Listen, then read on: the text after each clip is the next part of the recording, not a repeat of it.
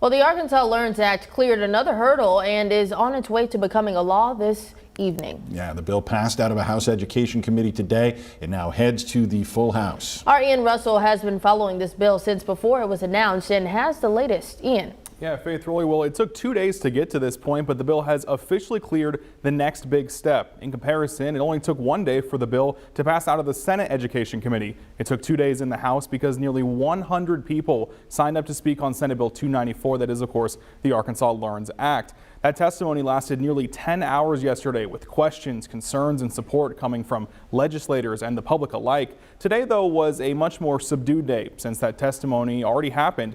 That doesn't mean, though, that legislators weren't invested. They were still asking questions up until the vote happened around 3:30 this afternoon. I believe this is a compromise bill. I think that there are things that we can take back to teachers, we can take back to students, we can take back to our parents, we can take back to our administrators. And albeit it's not the best bill, it is the best bill for our students. We are constitutionally bound to provide an adequate and equitable education to all Arkansas students.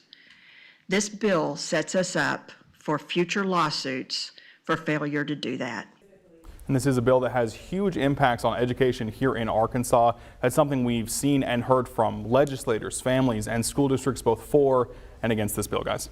No apparent Republican defections on the committee today. What's next for the bill as it goes to the floor? Yeah, so of course the next big step for this one is it heads to the full House floor, like you just mentioned there. It'll likely be discussed tomorrow, then it has to make one more pass through the Senate. That's after Representative Keith Brooks made an amendment there that was introduced by him. He also told me he thinks this bill could be signed at the earliest by next Wednesday.